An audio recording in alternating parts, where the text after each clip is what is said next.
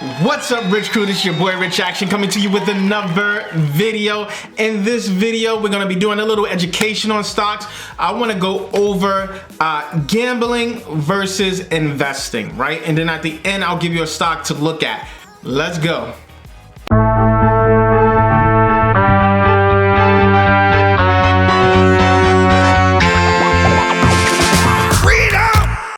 What's up, Rich Crew? I got trapped in this. Oh, and I want to give a shout out to my boy James from Brooklyn Tech. We were having a little conversation yesterday when I put out one of my videos, and he was saying a little bit about being irresponsible. I took it a little bit to heart. So I wanted to go over something that happened to me, because if anything, I'm gonna give you my profits and I'm gonna always give you my losses, right? And in this case, I came out with $11,000 to $12,000 loss because instead of investing, I started gambling, right? And this is what happened. So the stock that we're gonna be going over now, y'all know it, we all know it, GME. I'm not gonna say whether it was right or whether it was wrong. It was right. What Wall Street Bets was doing and what the hedge funds were doing, I always side with Wall Street Bets for the simple fact that the hedge funds, Wall Street, have too much power. Regulatory systems are geared towards them because they have the biggest capital to do whatever they want. They do whatever they want, right? You can watch the show Billions. You can see what happened in 2008. But as soon as the retail investor starts taking interest, we get together and we go after one stock that we think is a valuable company. However, Wall Street is betting against it, over 100% shorting it over the outstanding share. It just doesn't make sense. So what Wall Street's Bets was doing in terms of buying the stock, trying to do the short squeeze, basically trying to have Wall Street lose money, I agree with totally. I love GameStop, and I don't think that it's a $0 company. You get what I'm saying? I think it still has value in this digital age, right? So, but this is what happened. Too many new investors were getting involved with GameStop.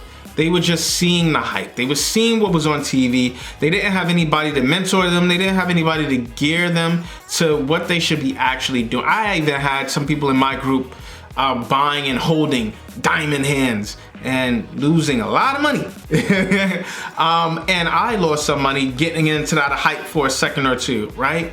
And so we're gonna be going over what happened to me. People were getting in, they didn't know what they were doing.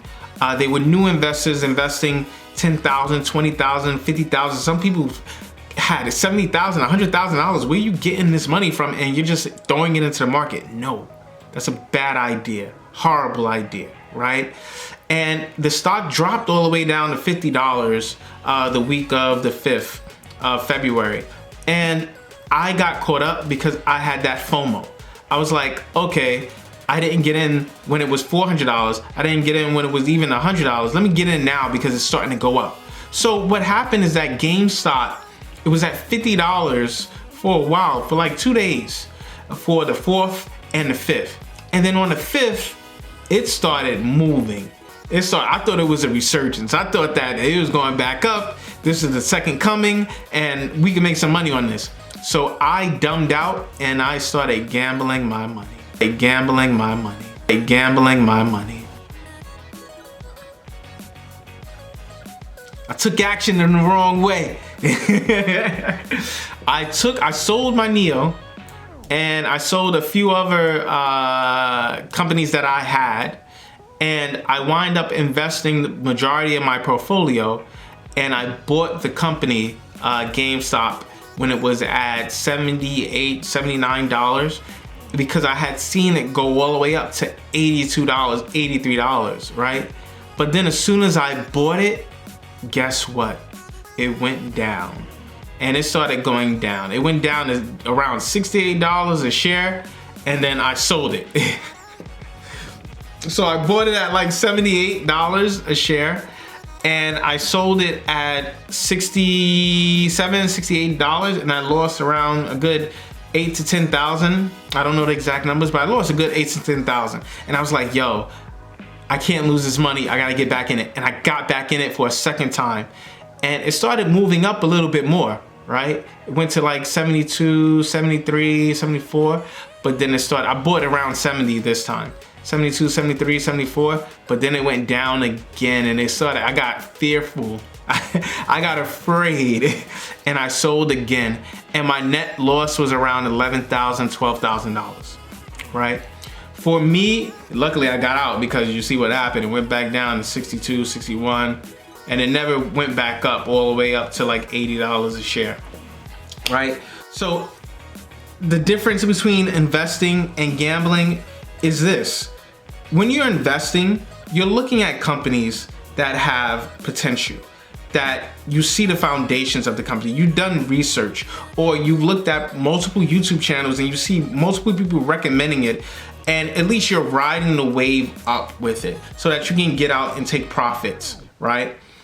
Gambling, on the other hand, is you're just getting in and you're praying and you're hoping that this goes up. Do I think that GameStop is a $50 company or a $70 company or a $100 company or a $50 company right now? No, I don't. However, I saw the momentum and I was hoping that it had the same momentum it had the week prior, where it hit $400 a share. You get what I'm saying? Because if it would have done that, I would have went up probably 50, 40 grand and I would have looked like a superhero. However, it didn't. And it hit me and it went against me. And normally in stocks, that's what's gonna happen. You get in without doing your research and the market reacts against you. It's just luck, it's just fate. It's happened to me multiple times. However, multiple times in which it's happened to me before, I was okay with it. Losing 5 grand, losing 10 grand, because I've done the research in the company. It's just that I sold it at the wrong time, or I got in it at the wrong time. This GME, this GameStop play that I was just doing when I got in at $78, $77, it was just a prayer. And essentially it was just gambling. I shouldn't have done that. And I learned my lesson. It's a learning experience. And hopefully from looking at this video, you can learn from what I've done and not make the same mistake. If you haven't done your research on a company, if you haven't at least looked at the financials, if you haven't at least looked at multiple YouTube channels in which people are recommending the company and you see future growth, don't buy it because I say it. Don't buy it because the next person says it. Buy it because you're convinced in your head after doing your research, whatever it is, that you're okay, that if this stock drops and you lose money on it, that you're okay with that because you made the decision.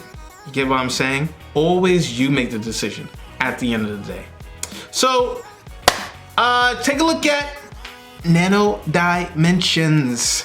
What we're doing right now, we're stocking up on stocks. We're going back to the fundamentals. I told you to buy OEG. I told you to buy Palantir because they're down today. OEG took a dip to $8.20, $8.30. It would have been a great buy for you because right now it's at around $8.80 and it's going to keep going up, in my opinion, from my research. Do your own research. As well as Palantir is going to go up. It's already tested $40. It's gonna go up. Nano Dimensions, Kathy Wood, she's bought it. It's a great company, 3D printing company. Do your research on it. Stack up at least 500 to 1,000 shares or whatever you can. And let's ride this wave. So I'm gonna leave you with this. In order to be rich, you gotta take action. You gotta take action in order to be rich. Peace.